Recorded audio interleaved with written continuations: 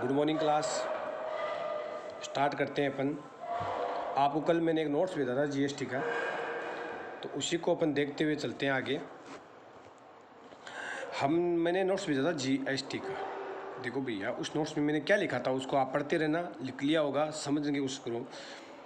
Chapter का नाम है गुड्स एंड सर्विस टैक्स। ये क्या है कि पहले क्या था बेटा, पहले तो आपको देखो चीज़ समझाता हूँ क्या है। हमारे देश में जो गवर्नमेंट चलती है ना, वो दो तरीके से चलती है। एक तो चलती है सेंट्रल और एक चलती है स्टेट। सेंट्रल का जो हेड होता है उसको बोलते हैं पीएम, स्टेट में होता है उसको बोलते हैं CM, chief minister, prime minister. Centre पूरे देश को कवर करता है, स्टेट अपने स्टेट को कवर करता है। अब इसको देश चलाने के लिए क्या चाहिए? टैक्स चाहिए जनता से, इसको भी टैक्स चाहिए। इस दोनों टैक्स को नाम से बोला जाता है रेवेन्यू। क्या बोला जाता है? रेवेन्यू। तो अब रेवेन्यू उनको कलेक्शन करना होता है, तो वो कब से करें, किससे करेंगे? पब्लिक से करेंगे। तो टैक्स के प्रकार कितने हैं ये देखो। टैक्स कितने प्रकार के होते हैं? दो प्रकार के होते हैं। पहला डायरेक्ट टैक्स, दूसरा इनडायरेक्ट टैक्स। ठीक है, पहला डायरेक्ट टैक्स, दूसरा इनडायरेक्ट टैक्स। अब डायरेक्ट टैक्स क्या है? डायरेक्ट टैक्स का मतलब होता है जो टैक्स चुकाने वाला होता है ना, टैक्स पेयर, उसको वैसे बोलते हैं असेसी। वो स्वयं सेल्फ बेसिस पे खुद गवर्नमेंट के अकाउंट में टैक्स पेड करता है। इसका मतलब असेसी के द्वारा पूरे साल में जो कमाई की जाती है उस कमाई पे वो जो टैक्स चुकाता है। तो इसके अंदर कौन सा टैक्स आता है? इनकम टैक्स, नाम सुना होगा, गिफ्ट टैक्स और वेल्थ टैक्स। ये टैक्स बेटा बंद हो चुके हैं। अब ओनली क्या बचा है? इनकम टैक्स बचा है। तो डायरेक्ट टैक्स किसे कहेंगे? इनकम टैक्स को कह सकते हैं, जिसके अंदर खुद चुका के आता है। इनडायरेक्ट टैक्स क्या है कि टैक्स पेयर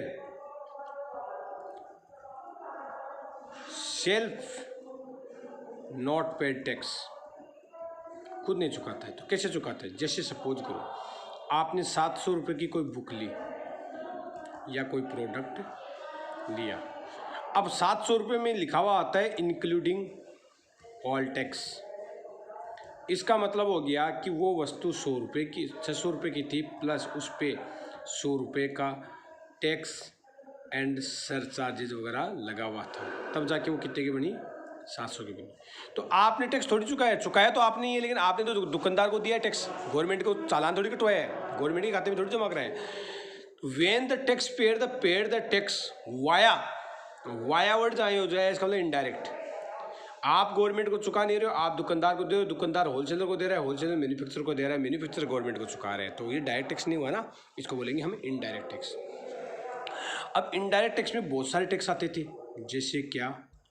सबसे बड़ा है excise duty. Excise duty manufacturing पे लगता था।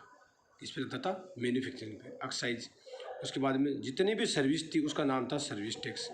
उसके बाद में आता था सेल्स टैक्स। उसके बाद आता था वेट। ये अपने चलते थे। सबसे हाईएस्ट लेवल के जो टैक्स थे वो इतने नाम है जो किसी प्रोडक्ट पे लगाए जा सकते हैं। ये टैक्स थे सर्विस टैक्स सेंटर का था, सेल टैक्स स्टेट का था, वेट इंटर स्टेट और स्टेट से रिलेटेड था, एक्साइज जो मैन्युफैक्चरिंग पे लगता था। अब ये क्या था, इनमें दिक्कत क्या थी, इसकी कमी थी। कभी कभी क्या होता था, टैक्स के ऊपर भी टैक्स लग जाता था, टैक्स ऑन टैक्स। तो इन कमियों को दूर करने के लिए गवर्नमेंट ने क्या किया, इस इनडायरेक्ट टैक्स का नाम चेंज कर दिया कि भैया ये इनडायरेक्ट टैक्स है, इतने जो टैक्स है ना, ये जो बार बार आप नाम बोल रहे हो, इनको छोड़ दो, एक ही टैक्स बना दो। और इसका टैक्स का नाम कर दिया गुड्स एंड। तो इस गुड्स एंड सर्विस टैक्स को कौन सा टैक्स बोलेंगे अपन?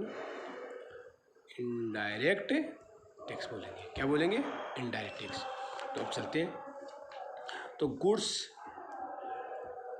एंड सर्विस टैक्स, नाम देखो कितना शानदार। गुड्स का मतलब संपूर्ण गुड्स आ गया, सारे प्रोडक्ट आ गए। और सर्विस का मतलब संपूर्ण सर्विस आ गई, कुछ बचा ही नहीं।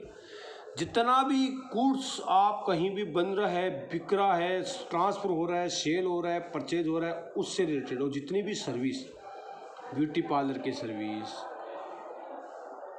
सॉफ्टवेयर एमसी के बंदा सर्विस दे रहा है, स्कूल की सर्विस, कई एग्जाम्प्टेड है जिन पर टैक्स नहीं लगता है, मैकेनिक की सर्विस है,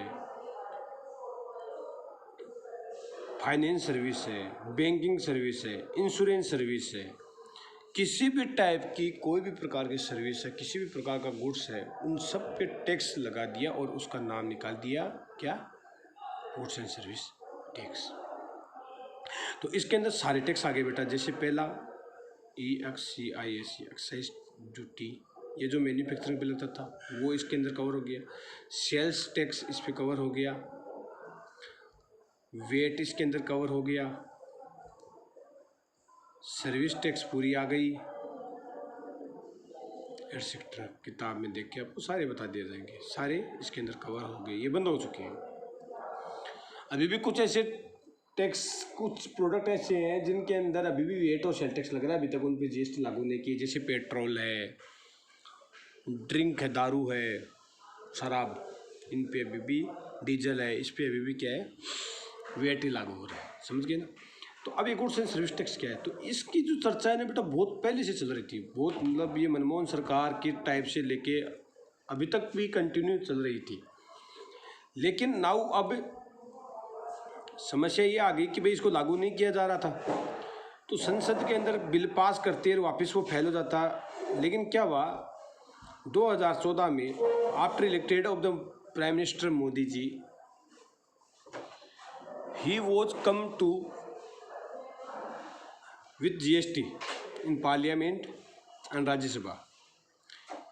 तो हमारे देश के अंदर 1 जुलाई 2017 मिडनाइट से जितने भी व्यापारी बिजनेस था, जहाँ जहाँ पे VAT, service tax, sale tax लग रहे थे, वहाँ पे क्या लगी, GST चालू हो गई। ठीक है, तो करते हैं अपन कंटिन्यू कल। Thank you so much.